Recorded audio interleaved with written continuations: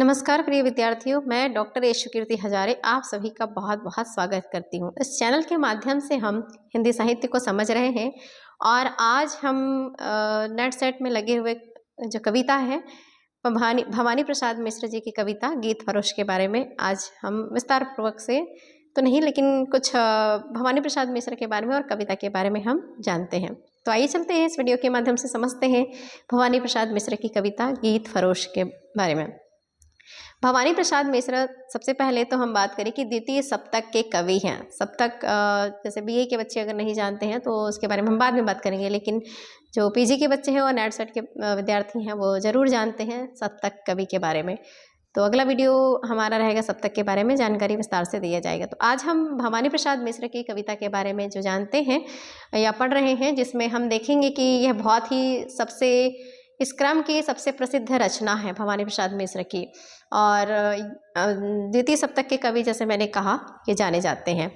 भवानी प्रसाद मिश्र के बारे में हम बात करें तो ये सहजता के कवि कहे जाते हैं। सहजता के कवि इसलिए क्योंकि इनकी भाषा बहुत ही सरल सहज हुआ करती है और इसलिए जो आम जनता है, जो हर कोई इनके भाषा को समझकर पढ़कर बहुत आसानी से समझा जा सकता है। और हम अगर कहें रामस्वरूप चतुर्वेदी के बारे में, उन्होंने कहा है इनको भवानी भाई कहकर उनको पुकारते थे। अपनी निष्ठा गांधी में व्यक्त करते हैं और मतलब भवानी प्रसाद जी गांधी के बारे में भी बात करते हैं खुलकर। यहाँ पे प्रगतिवाद, प्रयोगवाद, नई कविता के बारे में वैचारिक दृष्टिकोण जो है दिखाई देता है। तो भवानी प्रसाद जी को ये राम प्रसाद चतुर्वेदी ने भवानी को भाई कहा है, भवानी भाई कहा है। अब हम बात करेंगे कविता में। गीत फरोश जो है सबसे प्रसिद्ध रचना है और भारतेंदु के नाटक अंधेर नगरी के नाटक को अगर हम देखेंगे तो आपको समझ आएगा जिस तरह से अंधेर नगरी में चौपट राजा, अंधेर नगरी चौपट राजा कहा जाता है, तो आप परिचित होंगे इस बातों से।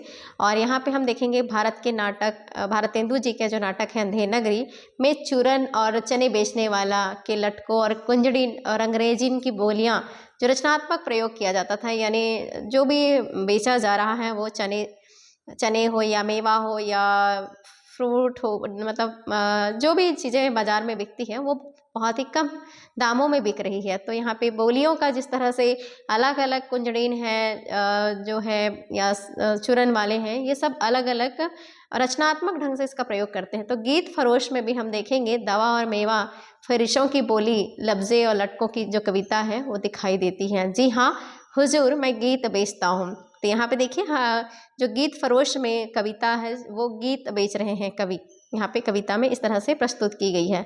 जी हाँ मैं हुजूर गीत बेचता हूँ। तो चलिए चलते हैं हम भवानी प्रसाद मिश्र का समय काल के बारे में बात करूँ तो अलग अलग विद्वानों के अनुसार समय पाया जाता है। जैसे नगेंद्र की बात करें तो नगेंद्र में 1914 पाया जाता है और कहीं कहीं आपको 13 भी मिलेगा, तो मुख्यतः वैसे 14 मान सकते हैं आप।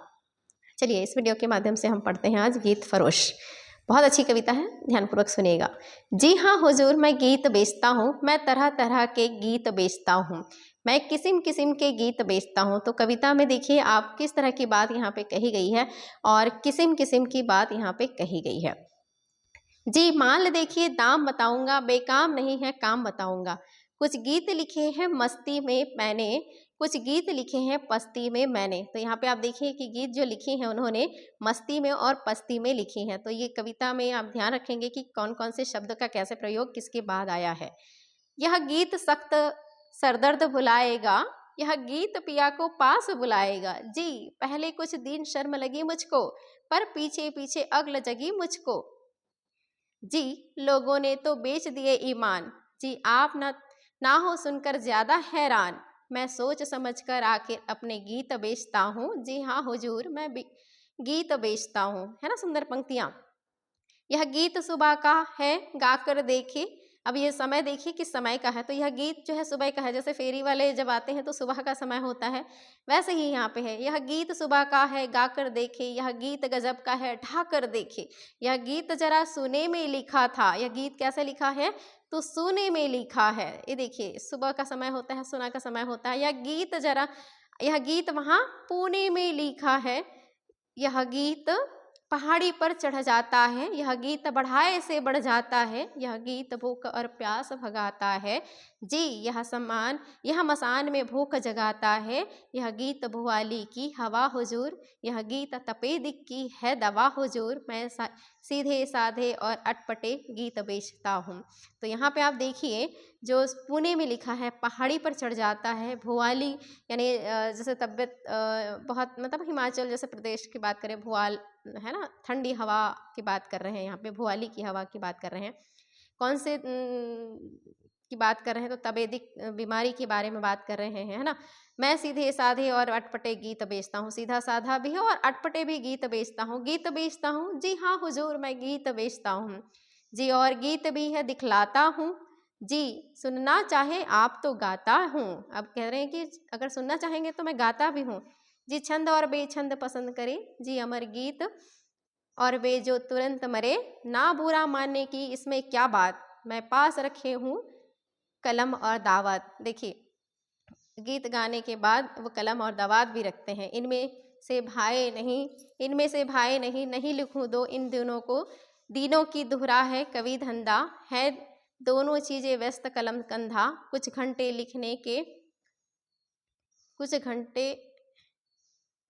के कुछ फेरी के, जी दाम नहीं लूँगा इस देरी के, मैं नए पुराने सभी तरह के गीत बेचता हूँ, जी हाँ हुजूर मैं गीत बेचता हूँ जी, गीत जन्म का लिखूं मरण का लिखूं जी, गीत जीत का लिखूं शरण का लिखूं, यह गीत रेशमी है यह खादी का है। तो यहाँ पे आप देखेंगे कि यह जो गीत है वो रेशमी का है और खादी का भी है, यह गीत पीत का है यह आबादी का है, कुछ और डिज़ाइन भी है ये इल्मी, यह लीजे चलती नई फिल्मी, यह सोच सोच कर मर जाने का गीत, यह दुकान से घर जाने का गीत, ये नहीं दिल लगी कि इसमें क्या बात, मैं लिखता ही तो रहता हूँ दिन रात, तो तरह तरह के बन जाते हैं गीत जी, रूठ रूठ कर मन जाते हैं गीत जी, बहुत ढेर लग गया हटाता हूँ, ग्राहक की मर्जी अच्छा जाता हूँ। देखिए यहाँ पे ग्राहक की बात भी कही, रूठ रूठ के बाद मनाया जाता है, ग्राहक को कैसे मनाया जाता है, मर्जी उनके हिसाब से काम की जाती है। मैं बिल्कुल अंतिम और दिखाता हूँ, या भीतर जाकर कुछ पूछ आइए आप, जैसे बेचने वाला फेरी को कहते हैं कि अंदर में कुछ होगा तो हाँ बोल दीजिएंगे, तो भीतर वाले अगर हाँ बोल रहे होंगे तो खरीद लीजिए। तो या भीतर जाकर पूछ आइए आप, या है गीत बेचने वैसे बिल्कुल पाप, क्या करूँ मगर लाचार हार कर गीत बेचता हूँ, जी हाँ हुजूर मैं गीत बेचता हूँ। तो देखिए कितनी सुंदर पंक्तियां हैं, यहाँ पे आप समझ पा रहे होंगे कि कविता के माध्यम से जो गीत फरोश में किस तरह से कविता बेची जा रही है, काव्य के बारे में बात कर रहे हैं। तो आज के लिए इतना, हम अगले वीडियो में इसका संक्षिप्त सारांश को समझेंगे। आज के लिए इतना, बहुत बहुत धन्यवाद मेरे वीडियो को सुनने के लिए, धन्यवाद, शुक्रिया।